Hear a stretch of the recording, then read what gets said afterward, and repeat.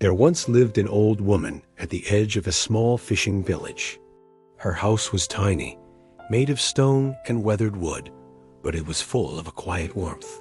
She had no great wealth, no children to carry on her name, no fame beyond the sandy shores of her home, but she possessed something far rarer. She had a deep, unshakable inner peace. Each morning, she would walk along the beach, collecting shells polished smooth by the sea. She cooked simple meals with vegetables from her small garden and fish offered by the local fishermen, and she hummed old sea shanties that the waves themselves seemed to remember. The villagers loved her. Whenever their hearts were heavy with worry or sorrow, they would make their way to her small stone house. She always listened, her eyes reflecting the calm of the deep ocean. She always smiled, a gentle, knowing smile that seemed to say everything would be all right. Even when she had very little to offer, her presence was a gift, and her smile was a beacon.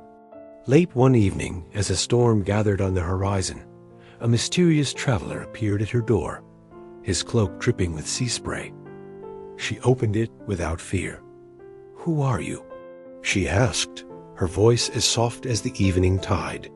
The traveler smiled, a flicker of something ancient in his eyes. "I am just someone passing through, but I have heard stories about you. You have lived a life of quiet grace. And so tonight, I will offer you a choice." "A choice?"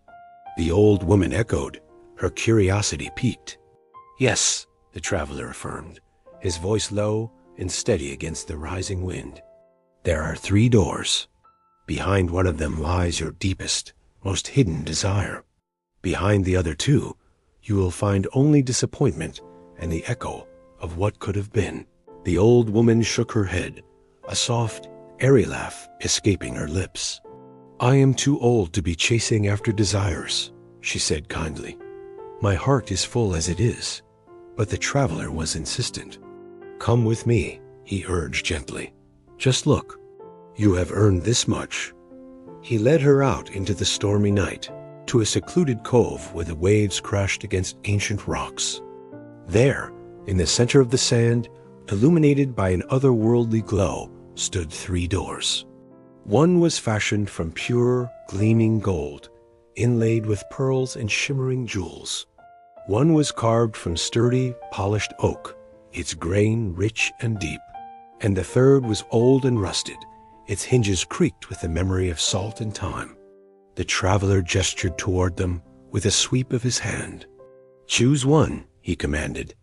The old woman looked at each door, her gaze lingering for a moment on the golden one's brilliance and the wooden one's strength. Then, without a moment of hesitation, she walked slowly and deliberately toward the rusted door. She reached out and placed a wrinkled hand on its cold, corroded surface. The traveler watched her, a question in his eyes. "This one?" he asked, unable to hide his surprise. "The golden door holds riches beyond your dreams. The wooden one, a life you once lost."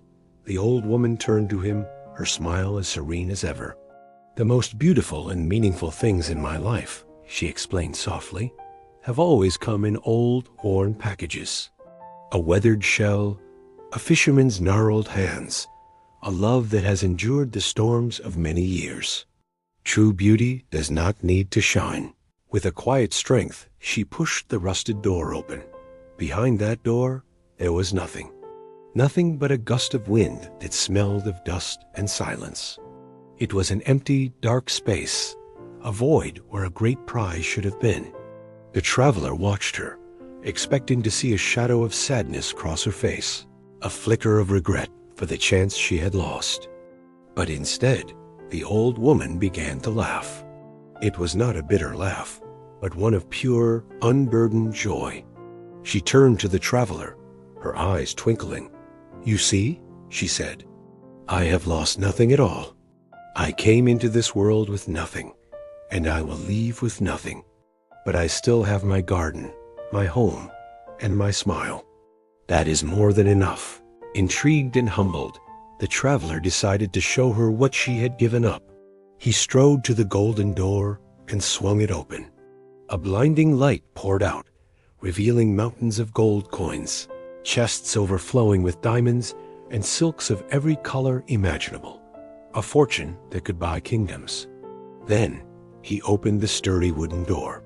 It revealed no treasure, but a living mirror. In its reflection, the old woman saw herself not as she was, but as she had been 60 years before.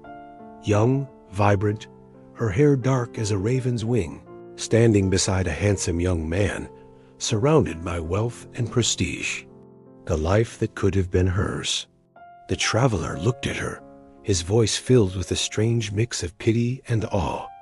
"You could have had all this," he said, gesturing to the immense wealth and the vision of lost youth. "You could have been rich, powerful, beautiful again. You could have had so much more." The old woman simply shook her head, her peaceful gaze unwavering. She looked at the gold, then at the image of her younger self, and then back at the traveler. "More than what?" she asked, her question hanging in the air. "More than the peace I feel when I listen to the sea? More than the joy of a simple meal shared with a friend?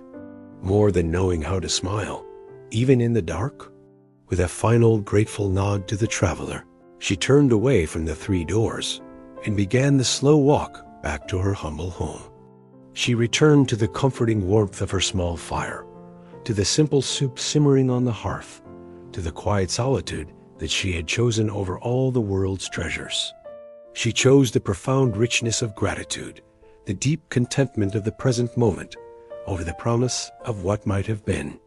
The traveler stood alone in the cove, the empty doors gaping before him, and he finally understood. Happiness is not always about gain, about acquiring more, or about turning back time. Sometimes, true happiness is about being thankful, even when the door you choose is empty. The greatest lesson is this: true, lasting joy does not come from what we can gather, but from the contentment we cultivate within.